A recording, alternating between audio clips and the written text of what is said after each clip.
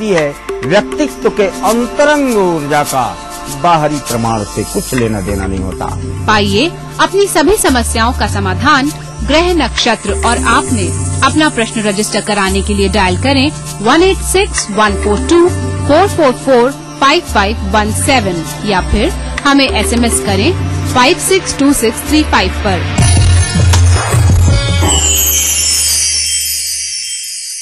अगर आपको लगता है कि आप में भी है वो बात कि आप बन सके बेस्ट मॉम सुपर गृहिणी, और अगर आपको लगता है कि आप दोनों पति पत्नी हैं बेस्ट कपल, तो अपने एक अच्छे से फुटगैस के साथ और बेस्ट होने की रीजन के साथ हमें मेल करें। आप सबके लिए हमारा ईमेल आईडी है etv@gmail.com। तो देखते रहिए मिसेस भाग्यशाली अब हफ्ते के 3 दिन सोमवार, बुधवार, शुक्रवार दोपहर 3:30 पे।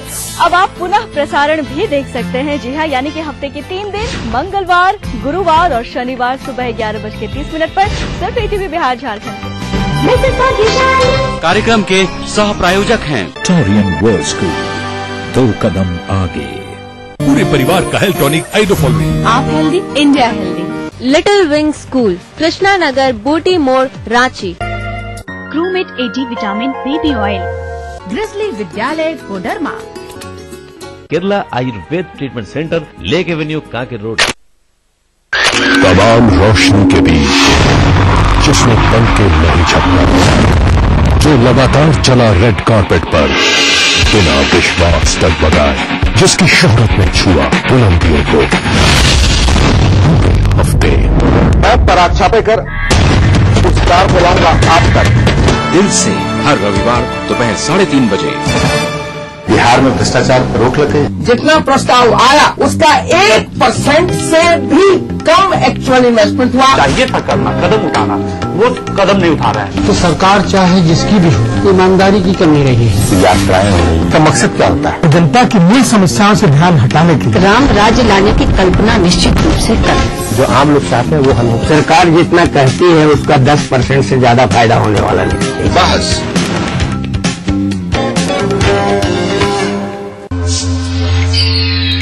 संगीत की मीठी धुन से, कोयला के खानों से रची बसी ये है झारखंड।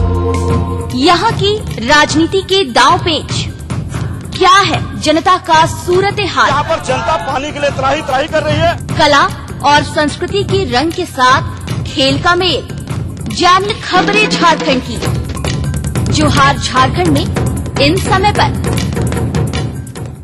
करना घर का काम हो या बनानी हो भीड़ में पहचान, खूबसूरत रहने के नुस्खे भी हैं और फैशनेबल बनने के ट्रिक्स भी। शौक उभारने की पाठशाला भी है और संगनी क्वीन की कहानी भी। ये सब और बहुत कुछ सिर्फ संगनी फॉर टुडेज वुमेन के साथ।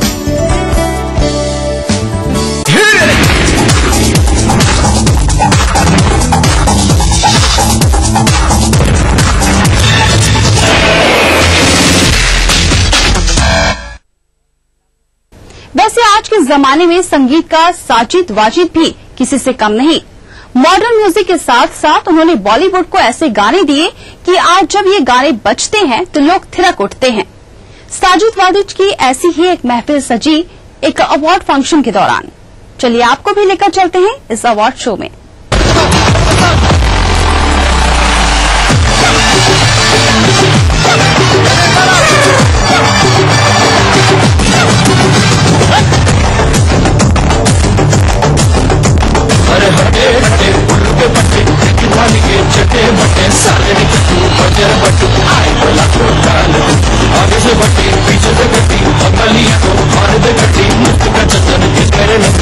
बचा के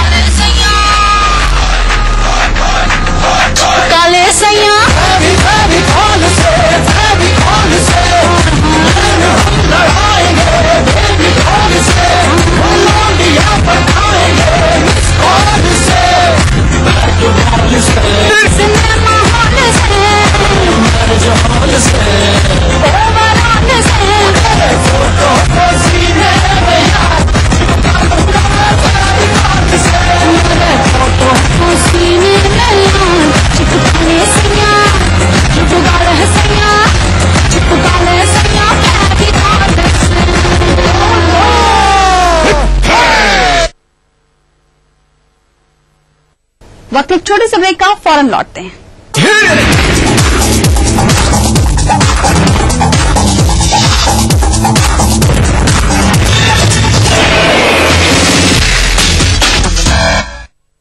अब लूट करेला हवा फ्रेश तो देखते रहा भैया जनता एक्सप्रेस।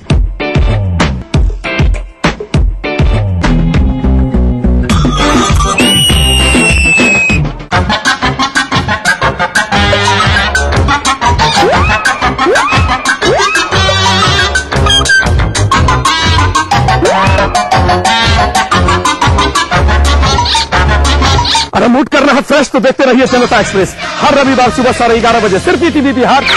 इस कार्यक्रम के सह प्रायोजक हैं टारियन वर्ल्ड स्कूल, 2 कदम आगे। शेर वही जो शेरा कॉमेट पहने। गोल्डन 777 कब्जा, मजबूती में बेमिसाल। GD Goenka public school now in Patna. Sky health centre, स्वास्थ्य का वादा स्काई का। आवारा या गर्दिश में हूँ, आसमान का तारा हूँ। लेके पहला पहला प्यार भर के आँखों में खुमार, जादू नगरी से आया है कोई जादूगर। ये रातें मौसम नदी का किनारा, ये चंचल हवा। कहा दो दिलों ने तुम्हें कभी हो न होंगे जुदा। भूले बिसरे की देखना ना भूले। प्राचीन संस्कृति की पहचान लेकर आज का बिहार बढ़ चला है नई दिशा में, नई आशाएं लेकर। और उस राह पर घटी हर एक घटना करती है असर जनता पर, प्रदेश को देती है नया मोड़, तय करती है आगे की राह।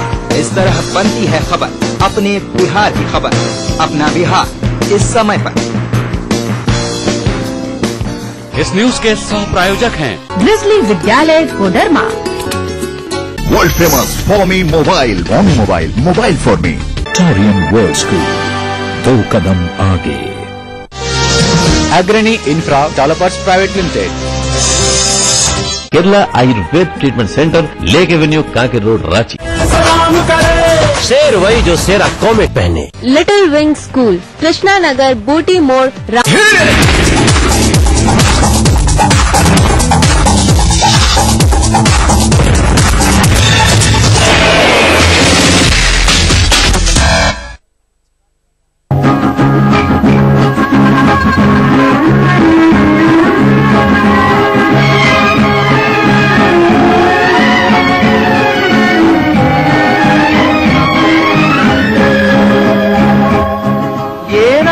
भीगी भीगी ये मास्क गुजारे, छूटा धीरे धीरे वो चाँद प्यारा प्यारा। ये रात भीगी भीगी ये मास्क गुजारे, छूटा धीरे धीरे वो चाँद प्यारा प्यारा। लगा के गुलशन है चांदनी, तूने भी नहीं देखा मौसम था ये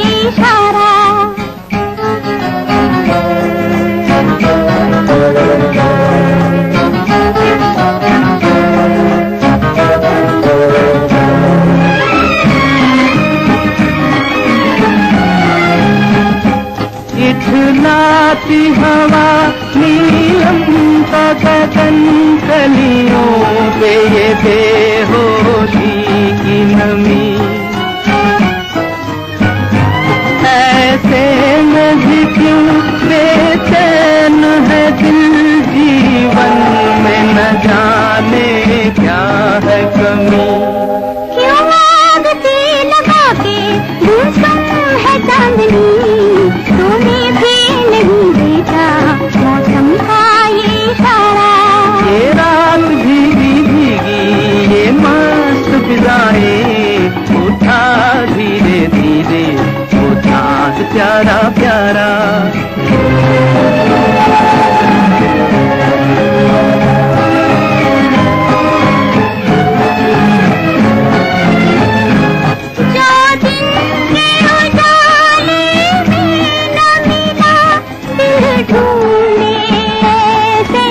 सपने को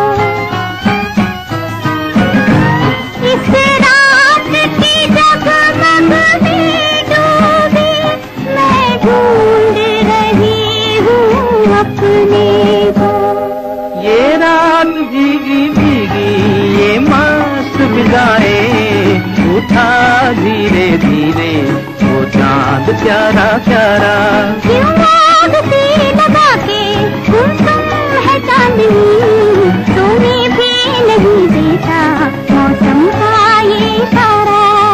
ऐसा हिंदी फिल्मों के इतिहास में पहली बार हो रहा है कि कोई पुरानी फिल्म और उसी का रीमेक एक ही दिन रिलीज किया जा रहा हो। जी हां, ये हो रहा है फिल्म चश्मे बद्दूर के साथ।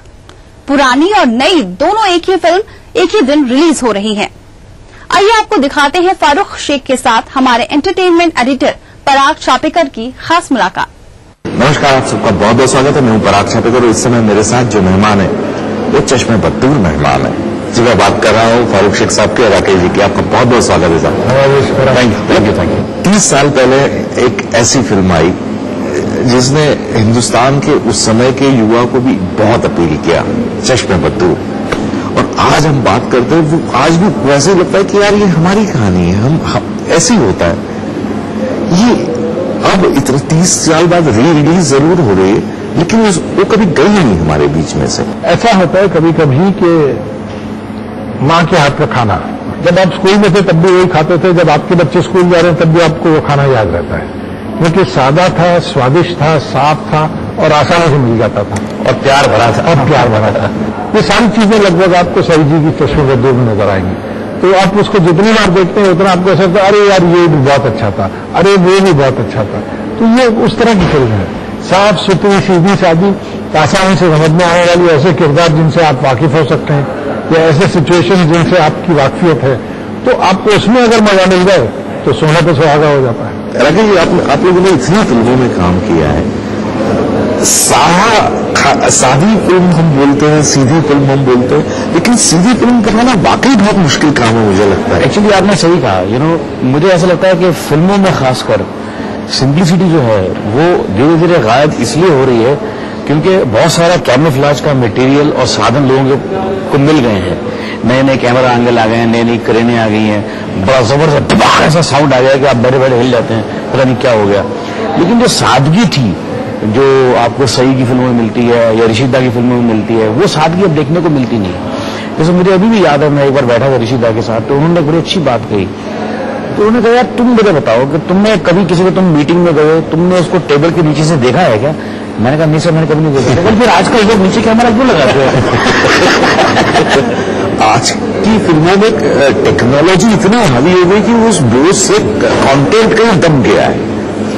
देखिए, चूंकि हमने कंटेंट पे ध्यान देना कम कर दिया, इसलिए हमको टेक्नोलॉजी पे ध्यान ज्यादा देने में जरूरी महसूस। आप कंटेंट को भी अच्छा रखिए और टेक्नोलॉजी को अपने जरूरत के मुताबिक इस्तेमाल कीजिए तो एकदम दुगना हो जाएगा उसका मजा। लेकिन वो आप करने को तैयार नहीं। कंटेंट के नाम पे जो है आपको झटपट कोई मसाला चाहिए, तो आप रोज सुबह शाम तो चाट पे नहीं खुराक चला सकते ना। फिर चाट ऐसी चीज है जो अभी हफ्ते में एक बार कभी गए आप चाट बाजार में, आपने खा ली, जबान को चटाखा मिला, आप घर आ गए। लेकिन सुबह शाम हफ्ते के 7 दिन अगर आप चाट खिलाएंगे तो जाहिर है फिर मामला गड़बड़ा जाएगा। अब हम सिनेमा में चाट खिला के काम चलाना चाहते हैं, तो उसकी उम्र ज्यादा नहीं लंबी होती ना, इसीलिए ये हो रहा है कि अब फिल्मों की उम्र इतनी कम हो गई है।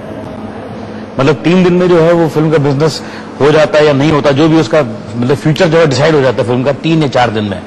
जबकि पहले तो ये था कि 3-4 दिन में तो लोग फिल्म पकड़ती थी, फिर माउथ पब्लिसिटी होती थी। और कई फिल्में तो ऐसी हैं, चश्मे बदूर जैसी फिल्म फॉर एग्जाम्पल, कि तब भी मतलब कि इतना बड़ा बजट नहीं था पब्लिसिटी का प्रोड्यूसर के पास कि जनाब पूरे शहर में बैनर लगा दे। मुझे अभी भी याद है कि मुंबई शहर में मेरे ख्याल गिन के तो 15-20 बैनर लगे होंगे पूरे शहर में। हर शहर में ऐसा ही था, और छोटे शहरों में तो लगे भी नहीं थे और लोगों को मालूम था कि इतनी मतलब इसका कंटेंट इतना सॉलिड है कि माउथ पब्लिसिटी की वजह से 1-to-1 कॉन्टैक्ट जब बढ़ेगा तो फिल्म चलेगी। और वही हुआ। जबकि आज हमारे पास जो है टेक्नोलॉजी है, टीवी है, सब है, हम सब एकदम बम फोड़ देना चाहते हैं फिल्म के रिलीज से पहले ही।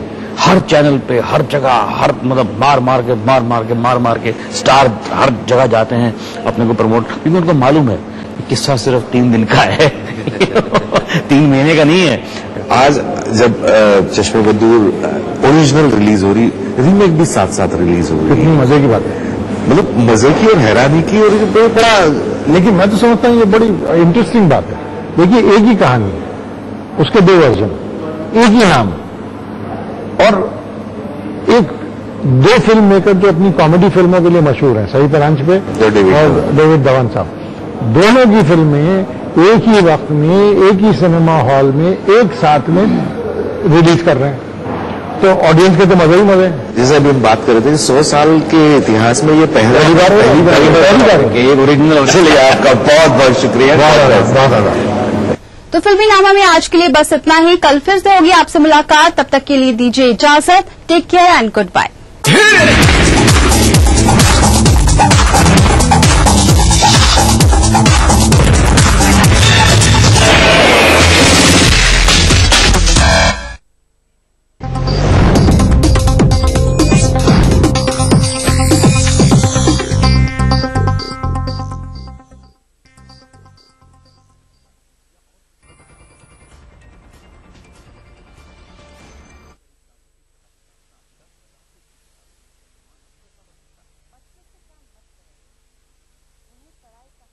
शहंशाह, कोई एंग्री यंग मैन तो कोई स्टंट मैन, किसी का झगड़ा किसी का लफड़ा, लव हेट का मामला आम है यहाँ।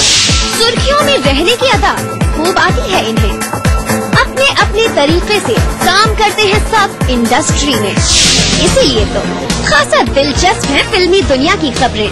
देखिए फिल्मी नामा इस समय।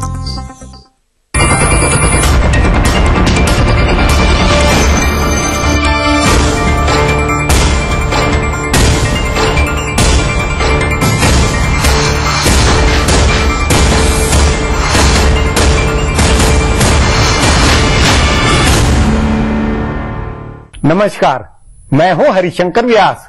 सेंट्रल हॉल में आपका स्वागत है। आरएसएस ने जिद की तो राजनाथ सिंह ने भी जिद की, और दोनों का अंत नतीजा हिंदुत्व की सुपर टीम है। दोनों की जिद के आगे लाल कृष्ण आडवाणी, सुषमा स्वराज ने ऐन वक्त तक वीटो लगाया। पहले चाहा कि राजनाथ सिंह अध्यक्ष नहीं बने, फिर चाहा कि नरेंद्र मोदी को अकेले भाव नहीं मिले, उनके साथ शिवराज सिंह चौहान को भी संसदीय बोर्ड में लिया जाए। ऐसा नहीं हुआ। राजनाथ सिंह ने जो टीम बनाई है वह दबंगई का मैसेज लिए हुए है, मतलब भाजपा दमखम से लोकसभा चुनाव लड़ेगी। जिसे उसके साथ रहना हो रहे और जिसे जाना हो जाए। राजनाथ सिंह का मैसेज है कि पहले भाजपा फिर एनडीए। आडवाणी से लेकर नीतीश कुमार के तमाम किंतु परंतु में उन्होंने नरेंद्र मोदी को सर्वोच्चता दी है। यही भाजपा की नई टीम का सार तत्व है। जो राजनाथ सिंह ने सभी से सलाह करके टीम बनाई, अपनी तय सभी को विश्वास में लिया, लेकिन बतौर अध्यक्ष उन्होंने अपनी चलाई भी।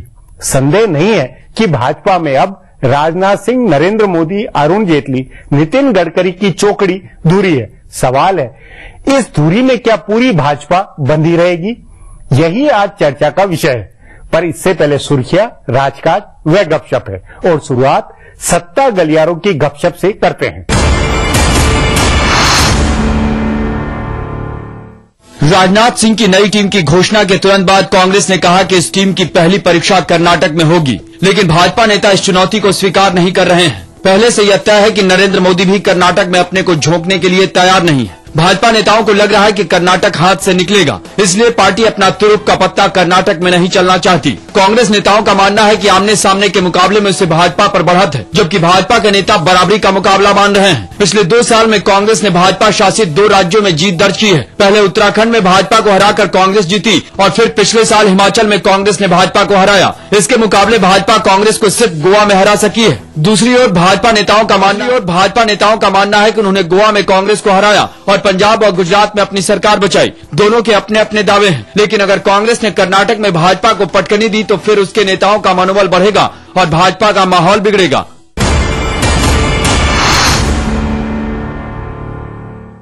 भारतीय जनता पार्टी के राष्ट्रीय अध्यक्ष राजनाथ सिंह की राष्ट्रीय टीम को लेकर कई तरह की व्याख्या हुई है। इसमें बिहार के नेताओं की एक अलग व्याख्या है। उनका कहना है कि बीजेपी ने पहला दांव चल दिया है। नीतीश कुमार और शरद यादव की चेतावनियों को दरकिनार कर बीजेपी ने नरेंद्र मोदी की भूमिका बढ़ा दी है।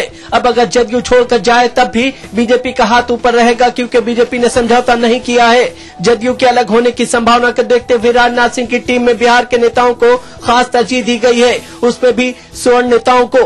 बीजेपी ने बहुत कायदे से बिहार की 4 स्वर्ण जातियों, जिसे लालू प्रसाद यादव भूरा बाल कहते थे, उसके नेताओं की गोटी जमाई है।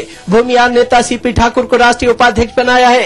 राजपूत राजीव प्रताप रूडी को महासचिव बनाया है। ब्राह्मण नेता मंगल पांडे को प्रदेश अध्यक्ष बनाया है और कायस्थ रविशंकर प्रसाद को राज्यसभा में उपनेता बनाया है। इन स्वर्ण नेताओं के अलावा भी बिहार को राजनाथ सिंह की टीम में अच्छी खासी जगह मिली है। ऐसे सहलूवालिया उपाध्यक्ष बनाए गए हैं तो रमेश्वर चौरसिया को सचिव की जिम्मेदारी दी गई है। सैयद शहनवाज हुसैन पहले से ही प्रवक्ता और केंद्रीय चुनाव समिति के सदस्य हैं। इनके अलावा पूर्व प्रदेश अध्यक्ष राधा मोहन सिंह को अनुशासन समिति का अध्यक्ष बनाया गया है और रेणु कुशवाहा को सचिव बनाया गया है।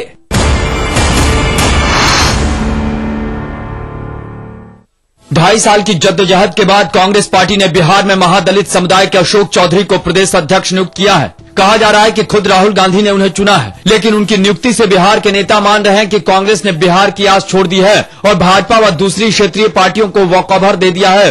चौधरी पर बिहार कांग्रेस के कद्दावर नेता रहे राजू सिंह की हत्या का आरोप लगा था।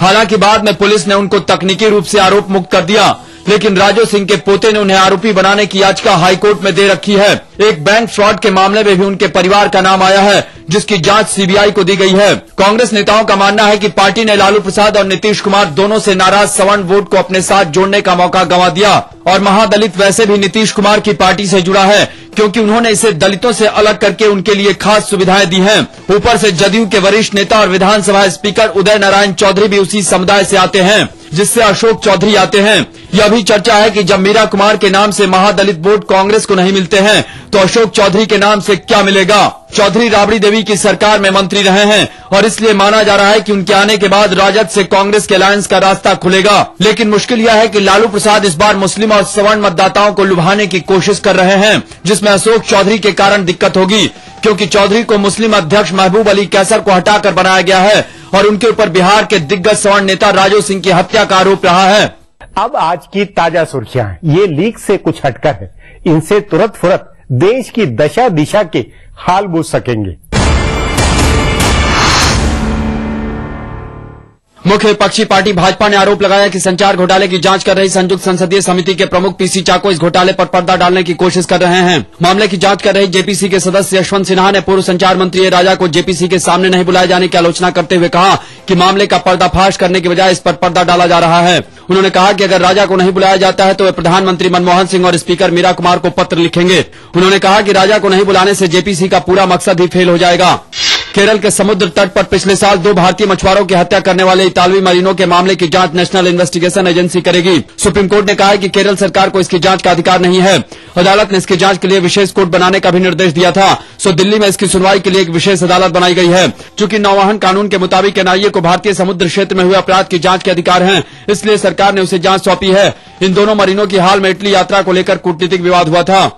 भारत से भ्रष्टाचार खत्म करने और राजनीतिक व्यवस्था को बेहतर बनाने के मकसद से जनतंत्र यात्रा पर निकले गांधीवादी समाजसेवी अन्ना हजारे ने लोगों से मौजूदा राजनीतिक व्यवस्था को बदलने की अपील की है। अपने पहले दिन की यात्रा के बाद उन्होंने कहा कि ऐसे लोगों को शासन की बागडोर सौंपने की जरूरत है जो देश के लोगों पर शासन न करें बल्कि लोगों की सेवा करें। पश्चिम बंगाल के प्रदेश चुनाव आयोग ने पंचायत चुनाव की तारीखों की घोषणा को अदालत में चुनौती दी है। चुनाव आयोग ने अदालत में याचिका देकर राज्य सरकार की ओर से घोषित की गई तारीखों को रद्द करने का अनुरोध किया है। गौरतलब है कि राज्य सरकार 2 चरण में चुनाव कराने पर अड़ी है और वह चाहती है कि केंद्रीय सुरक्षा बलों का इस्तेमाल नहीं किया जाए, जबकि प्रदेश के मुख्य चुनाव अधिकारी मीरा पांडे चाहती हैं कि चुनाव केंद्रीय सुरक्षा बलों की देखरेख में हो। राज्य सरकार ने चुनाव अधिकारी को दरकिनार करते हुए एक तरफा अंदाज में 26 और 30 अप्रैल की तारीख घोषित कर दी है। फिलहाल अब एक ब्रेक है, फिर राजकाज की खबर देने वाली बातें होगी।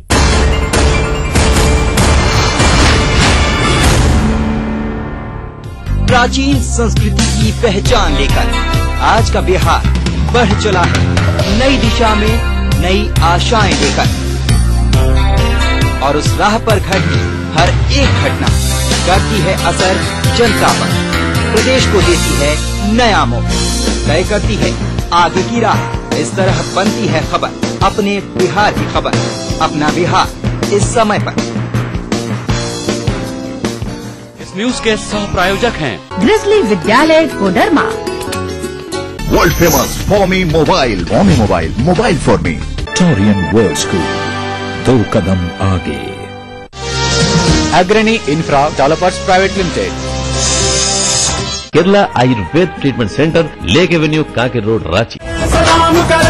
शेर वही जो शेरा कॉमिक पहने। Little Wing School, Krishna Nagar, Booti मोड़,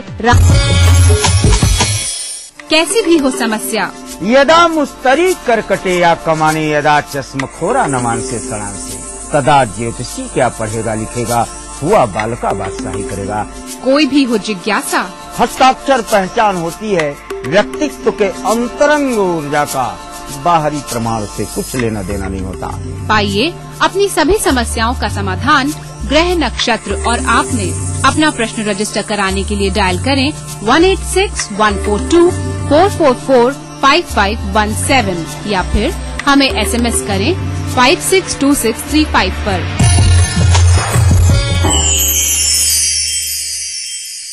बिहार में भ्रष्टाचार पर रोक लगे। जितना प्रस्ताव आया उसका 1% से भी कम एक्चुअल इन्वेस्टमेंट हुआ। चाहिए था करना, कदम उठाना, वो कदम नहीं उठा रहा है। तो सरकार चाहे जिसकी भी हो, ईमानदारी की कमी रही है। यात्राएं हो रही हैं। तो मकसद क्या होता है? जनता की मूल समस्याओं से ध्यान हटाने की, राम राज्य लाने की कल्पना निश्चित रूप से कर। जो आम लोग चाहते हैं वो हल हो। सरकार जितना कहती है उसका 10% से ज्यादा फायदा होने वाला नहीं। बहस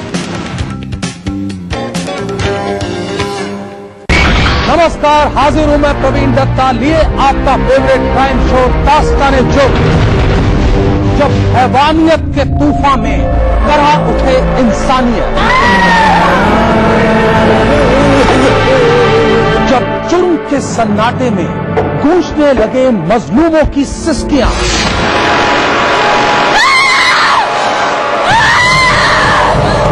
तब उस खामोश जुर्म को हम देते हैं मुकम्मल आवाज और करते हैं आपको बाखबर, ताकि आप न हो जाएं किसी की खौफनाक बदनीयत के शिकार। देखिए दास्तान-ए-जुर्म सोमवार से शुक्रवार रात 9:30 बजे ETV के सभी हिंदी चैनल पर। इस कार्यक्रम के सह प्रायोजक हैं little Wing School, Krishna Nagar, Booti Mor, Ranchi.